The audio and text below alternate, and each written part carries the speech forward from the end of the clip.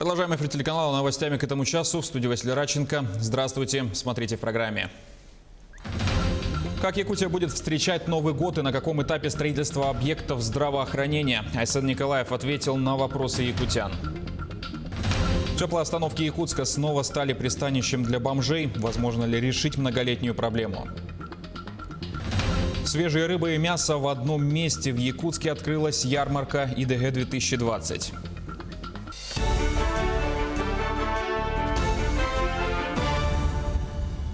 Ограничения по коронавирусной инфекции в республике продлили до 15 января 2021 года. Это касается масочного режима, социального дистанцирования и дистанционной учебы в колледжах и вузах, сообщил глава Якутии Айсен Николаев во время прямого эфира. Указ предписывает органам власти и местного самоуправления проводить новогодние праздники только в режиме онлайн. Корпоративы рекомендуется не проводить. Другой вопрос, если компания до 15 человек решит собраться в объекте общественного питания, это не возбраняется, добавил глава. Однако Николаев отметил, что объекты питания будут работать до 23 часов по местному времени по всей России. Также предприятиям торговли рекомендовано сделать формат работы 12-часовым для недопущения скопления большого количества человек. Кроме того, из-за неблагополучной эпидситуации ежегодная елка главы Якутии пройдет в режиме онлайн. Также глава сообщил, что коечные места для больных коронавирусом заполнены на 70% в Якутии. По Якутску койки заполнены на 80-83%. Это показывает, что количество тяжелых больных сокращается, ситуация по больницам несколько выровнялась и нет той критической обстановки, которая была месяц назад, сказал Николаев. По его словам, на данный момент всего зарегистрировано порядка 19,5 тысяч случаев коронавирусной инфекции. Также руководитель региона сообщил, что снизилось количество звонков на горячие линии и колл-центры по коронавирусу. Раньше поступало до 85 тысяч обращений в день. Сейчас эта цифра упала на уровень до 1500 звонков. Однако Николаев отметил, что тревожит ситуация в районах, где она далека от спокойной. И здесь нужно продолжать работать. Республиканский штаб оказывает полную помощь районам, в которых появляются серьезные проблемы. Более 6 миллиардов рублей поступит в республику в течение 3 лет на строительство больниц, приобретение медоборудования и техники. Будут построены новые фельдшерско-акушерские пункты и больницы в районах. Например, в следующем году начнется строительство долгожданных объектов больниц в Хану, Чурапче, Вилюйске и ряд других больничных комплексов, рассказал глава региона. Айсен Николаев также добавил, что данная программа была инициирована президентом России Владимиром Путиным. За прошедшие сутки в Якутии зарегистрировали 216 случаев коронавируса, в том числе 48 носителей. Из них в Якутске 113, в Горном районе 9, по 7 заболевших в Алданском и Мирнинском, по 6 в Амгинском, Мигино-Кангаласском, Оленёкском и Чурапчинском. В Верхоянском, Нерюнгринском, Нюрбинском и Сунтарском районах обнаружили по 5 случаев, остальные районы от 1 до 4 заболевших. Таковы данные регионального оперативного штаба на сегодня. За сутки от COVID-19 скончались 4 человека. Лаборатории региона провели почти 4300 исследований на инфекцию.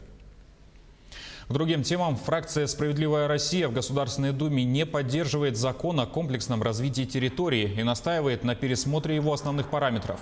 Как заявил руководитель партии Сергей Миронов, они будут настаивать на его переработке ко второму чтению в интересах граждан страны.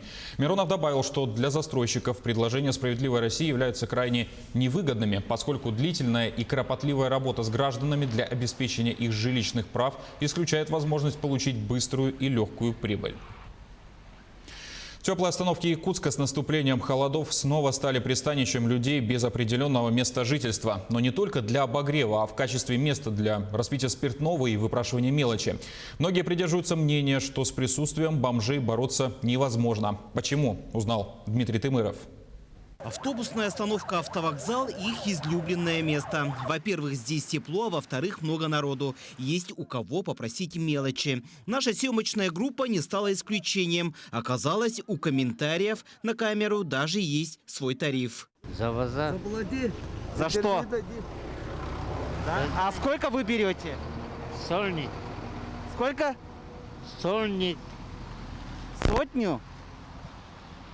То есть вы готовы дать комментарий только в случае, если мы вам дадим деньги? Да. При этом данные личности полностью оккупировали здание остановки. Налогоплательщики же остаются снаружи. Руководитель компании «Теплые остановки», которая отвечает за их чистоту и содержание, уже махнула на все рукой. Говорит, бороться невозможно, все равно возвращаются. Проблема в чем? В том, что здесь, получается, жители города как бы не могут зайти в эту установку, потому что большое количество людей без определенного места жительства, асоциальные личности, так сказать, да? А почему они здесь появляются? Потому что им идти некуда. Я так считаю, что эту проблему может быть решить только вытрезвитель. Существуют и другие варианты – специальные реабилитационные центры. Но, как оказалось, и там могут оказаться подводные камни. Вот когда меня принимали, да, они сказали, что 15% от зарплаты. И вот после этого у меня, они сказали, каждое воскресенье зарплата. Я там 1,5 месяца поработал, и у меня никакой зарплаты. Потом я спросил, а где моя зарплата? Они сказали, первый месяц как проверка, а вот то, что 1,5 месяца заработал, когда ты еще полмесяца поработаешь, тогда зарплату дают. То есть, получается, вас обманули с финансами? Да. Из-за таких историй многие бездомные уже не хотят попадать в подобные центры. Да и на улице каждый из них оказался по разным причинам. Работа нужна с проживанием. А вы сами откуда, простите? А вы сами откуда, с какого района? Гладкого.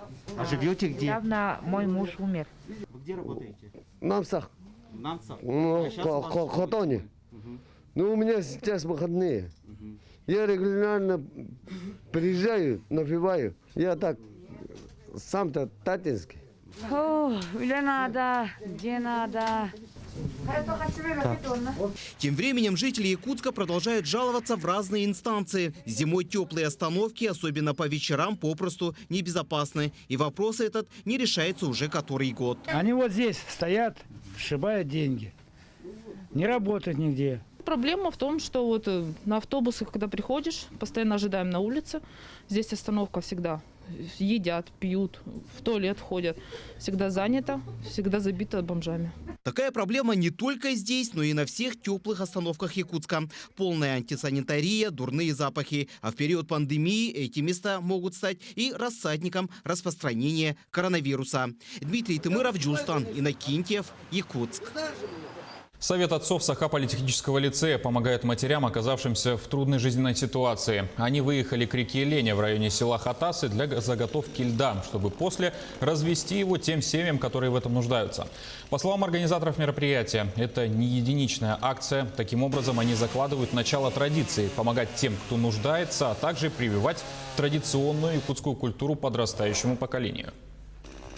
Я думаю, что это подключаться еще больше отцов, и как бы эта акция дальше продлится и в других школах, и по республике, чтобы эти отцы все школ, ну вообще все были сплоченными, и такая идея распространилась по всей республике. Традиционная ярмарка ЕДГ-2020 проходит в старом городе Якутска. Там можно купить свежее мясо и рыбу от якутских производителей. На ярмарку отправился Юрий Осипов. Юрий, тебе слово.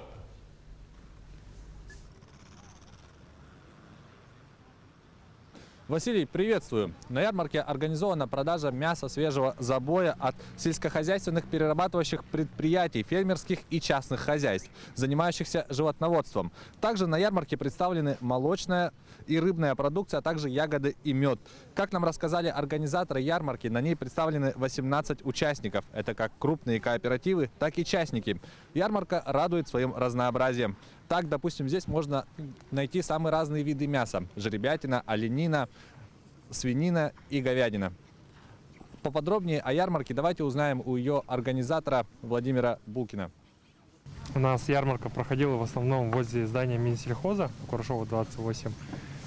И вот буквально недавно, это месяц назад, мы проводили «Рыба Якутия» ярмарка. И сегодня мы на этом месте, как раз это историческое место Зеленого рынка. Первые выходные проводим здесь ярмарку и будем ее проводить до конца декабря. Вот. В целом мы считаем, что есть такой запрос жителей, да, именно вот этой части города на именно организации ярмарок. Также приезжает очень много участников. Вот у нас, допустим, уже 18 участников, которые постоянно приезжают к нам с разных районов республики, начиная от Чурапчи, кончая вот Оленёвским районом. Стоит отметить, что ярмарка имеет важное значение для жителей города, которые не имеют круглогодичного доступа к свежим мясным и рыбным продуктам. Эта ярмарка восполняет этот пробел. Василий, передаю слово тебе. Юрий, спасибо за информацию. Работу ярмарки осветил наш корреспондент Юрий Осипов.